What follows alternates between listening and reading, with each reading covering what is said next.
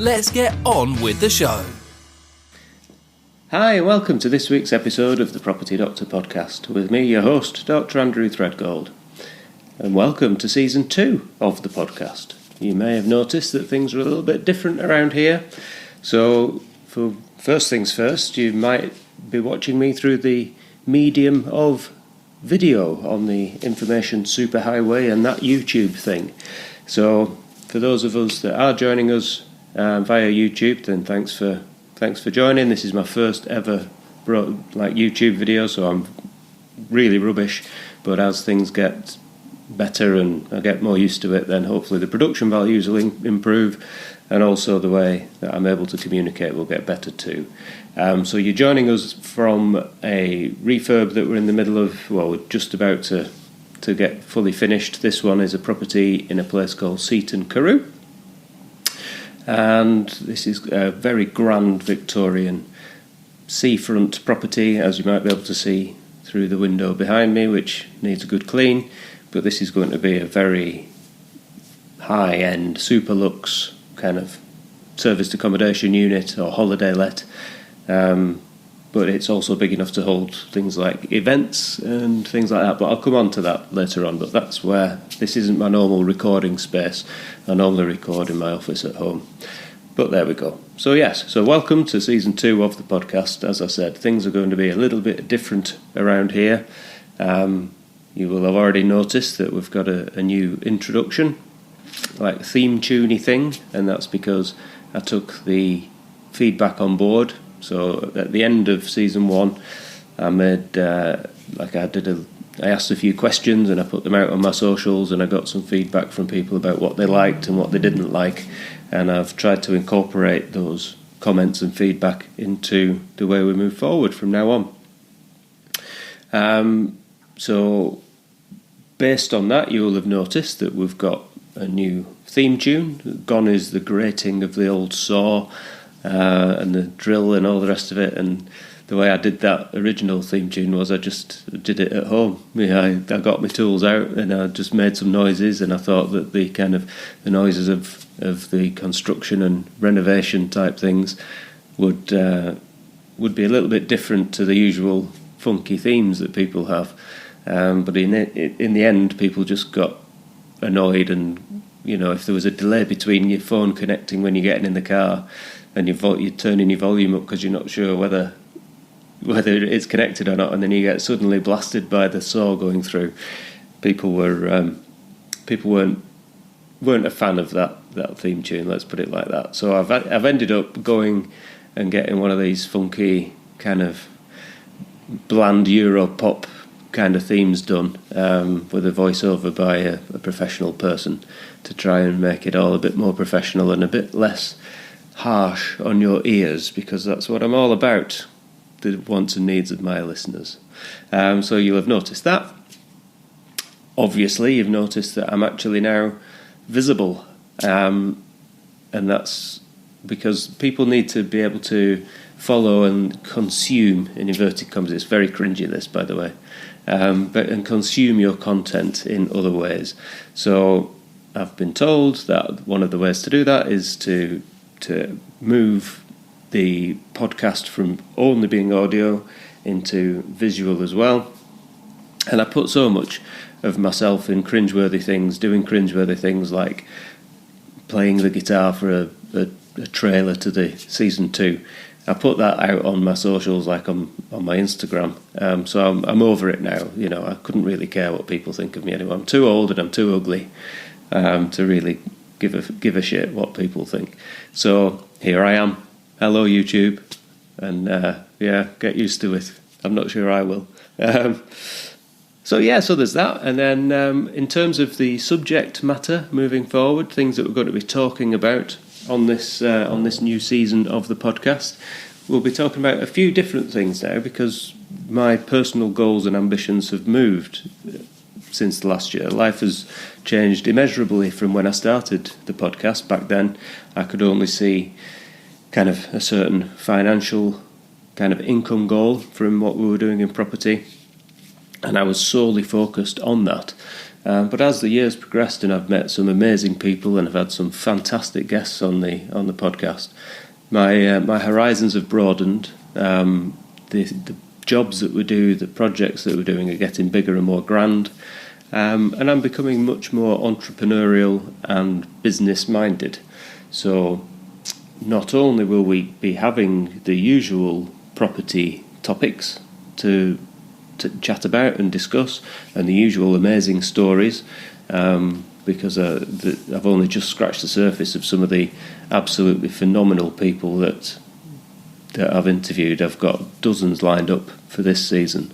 But not only are we going to have that still, but interspersed, we're going to have other things, such as specifics on how you manage your holiday let business. You know, there might be some tips and tricks, there might be some little gadgets, we might do things that, you know, how you manage the heating in your holiday lets when the guests, because something that happens to us all the time is we've got a couple of flats on the seafront in Redcar or near the seafront, and we have a Nest app, and the guests will go in, we look on the Nest and have whacked the heating right up to 30 degrees in the summer, and you drive past, because obviously we do a lot of stuff in Redcar, so I'm always going past anyway, and they've got the bloody windows open. So why have they turned the heating on full blast and then open the windows? But this is what guests do, and so there are lots of things that you can do to manage the way that heating is used, especially at the minute when it's a big kind of a hot topic with house bills and electric and all the rest of it, the cost of living. So be things like heating, efficient energy, guest booking systems, CRMs, which, those are the databases which you manage your guests, and, you can send them offers and things.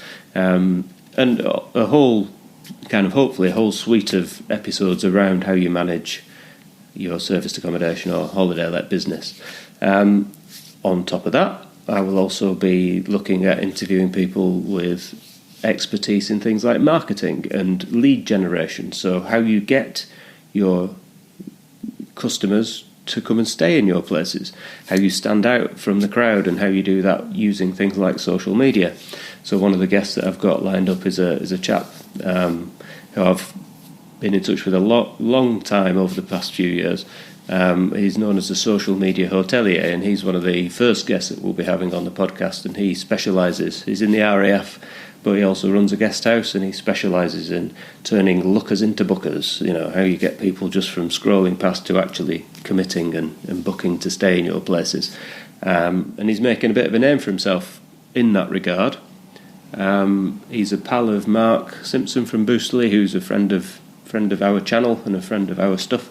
So he should have some really interesting things, and he's actually really quite camera savvy and quite engaging when he talks. So that should be a good episode to both listen to and to watch. And then more things that I'm becoming interested in myself, and things that I'm actively pursuing this year. And one of the things that I'm actively pursuing this year is I want to start buying businesses. So I've seen how hard it is to to start your own and build it up, and the effort and toil and everything else that it takes to do that. But I'm thinking now that actually what I would really like to do is to buy an existing business where someone has done that hard work, they've run it for a decent period of time, and now for whatever reason they're wanting to exit. It might be that they want to retire, or they've had enough, and the stress and the recent COVID and the dividend tax changes or whatever are just too much for them and they want out. Well, I'm looking to buy those businesses, and hopefully they'll be able to then incorporate other businesses into it to make it a bigger group, and then hopefully run that as part of what we do. If it's things that are allied to property, such as building merchants or cleaning companies or brick manufacturers or whatever it might be, then all the better, because that can then feed into what we're doing within our own stuff. But that's something I'm heavily into this year. So I'm going to try and get some guests on to discuss things like that too. People that have done it already, people that have got a long track record of doing it, and maybe even people from a similar background to myself in medicine that are more entrepreneurial, that are also pursuing similar things. So just to try and please myself, because it's stuff that I want to know and I want to get into, and also to try and maybe broaden the horizons of others that are in a similar position, or maybe just 1 or 2 steps kind of behind what we're doing, to maybe look at what we're talking about and think, oh, maybe I want to go into that myself too. So hopefully provide some extra value and some extra content with you. So within that, there's all sorts of, there's the acquisition process, there's the finding the leads, there's, actually what happens from when you meet the business owner to how you end up closing the deal and the purchase itself, and then there's the mergers and acquisitions part of it, the M&A bit, as you try and grow your brand. So there's lots of stuff to get into there, and there'll be lots of interesting business and entrepreneurial discussions that fall out of it. Then there's this YouTube thing, which I know nothing really about. I consume an awful lot of YouTube myself. I don't do much in terms of TV watching. The only things I watch on the telly are sport and crime. But apart from that, if I'm ever watching something, it's YouTube. So the content that I'm going to try and produce, I mean, that whole content production thing sounds really cringeworthy to me, because it's not where I'm from, but it is what it is, I suppose. But the content I'm going to try and produce has also got to kind of look quite good too, so there's going to be a lot of teething problems and an awful lot of challenges for me in turning this face that only a mother could love into something that people actually want to watch. But I suspect it's going to be more to do with the guests that have and how it's filmed and the production quality, rather than just my ugly mug chatting shit to the camera. Where are we up to in our careers at the minute in property? Well, as we speak, as I said, as we speak, we are currently in Seaton Carew. This is a building that we're just finishing. It's had a full scheme of works in the interior design department. We've just added in a downstairs bathroom and completely remodelled the kitchen, and this is going to be a fantastic holiday let on this coast. We've got Liberty Stays, which is up and running now. It's been pretty much fully booked since there's been weekends not so much, but during the week it's been full since it launched on January the 16th. We've got the second Liberty site in legals at the moment, so that's with the solicitors who are just doing the searches. That's a detached bungalow in a more kind of rural location on a big plot of land, and hopefully that we can do a similar thing that we did with the first Liberty.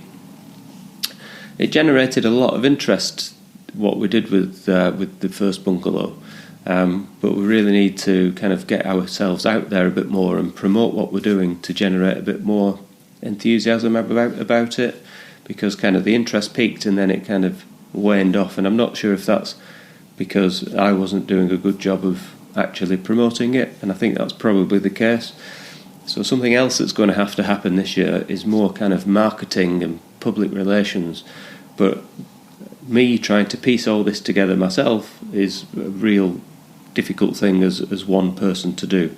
So again, I've got to figure all this out myself, and that's something that I'll be working on. We've currently also got another 2, on top of this one, we've got another 2 live sites.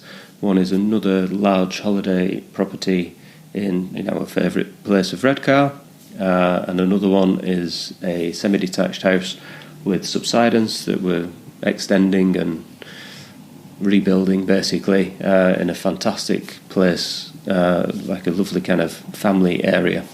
So we've got that too. Then we've got the one in legals. We've got a large manor house type thing over towards Whitby that we're in the process of sorting out.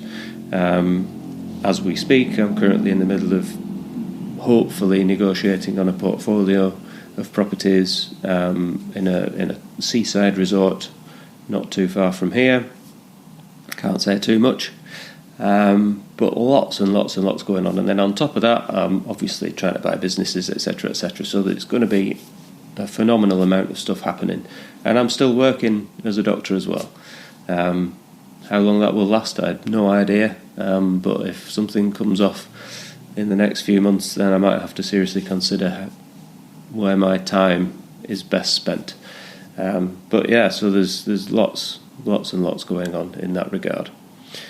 So there you go. So there's I nearly forgot. There's another thing that might be happening as well, which is some of the ways that we do things and some of our approaches to property investing. A good friend of mine who is a successful entrepreneur himself, who's also in property, we're thinking about joining forces, because I have always had this NHS escape plan idea where I was going to create a portal with a lot of content aimed at doctors or nurses or dentists or healthcare assistants or whatever, to try and that feel trapped, to try and allow them to see what we're doing, subscribe to the content and learn from what we've done and get themselves into a position where they might have an extra income stream or even go full-time in property eventually. So I've always had that in my mind. And I was mentioning it to this pal of mine who's, like I say, entrepreneurial and property guy. And he's interested in doing the same thing. So him and I are currently looking at joining forces and doing that. So there may be an offering of some subscriber-based content coming out soon, with our own unique take on it, and also with the angle of entrepreneurialism too, not just the standard property stuff that there's a lot of that about. But there won't be any sales funnels to fall down or hard sales or anything. It's going to be, if we are doing it, it's going to be a much more authentic kind of like it or not, this is how it is type stuff, rather than promising you big dreams and financial freedom in a week and all the rest of it, which is just rubbish. So I think that's pretty much where we're up to. It's a short and sweet opening to season 2, but lots more to come. Interviews are already underway, lots of guests lined up. And another thing, I feel like Columbo. Just one more thing. So because that's it. So the feedback I got was some people liked the half-hourly episodes. If I get guests on and they talk for an hour, some people want to listen to the full thing, but most people like regular half-hourly episodes. So the feedback was, keep doing the half-hourly ones. Would rather that than the full hours. So it's going to be a right faff on for me to cut videos into half-hour chunks and do them. So what's going to happen is I'll probably be putting out regular content on the audio podcast, and then out of sync with that, the video will come too. So you might find that the video is uploaded at a later date when the full episode is released. And then it's a full hour that can go on, rather than me having to edit it down and do intros and outros for each thing, because I just haven't got the time or the staff to do it. So that's likely to be what happens. So you'll probably have half as many video episodes on YouTube, and they will come out after the second of 2 interviews is released. But at least that way you can sit for an hour and watch my ugly mug and whoever else I'm talking to. But there we go. But that was the feedback I got, and I'm all about pleasing my listeners and now my viewers. So if you like what you see, or you like what you're listening to, and you're looking forward to the next 12 months of The Property Doctor, then please like and do whatever it is, press these buttons and bells and things that they all tell you to do on YouTube, or just subscribe to my podcast. But thanks very much for listening to season 1, and I hope to actually see more people, and you can see more of me in season 2.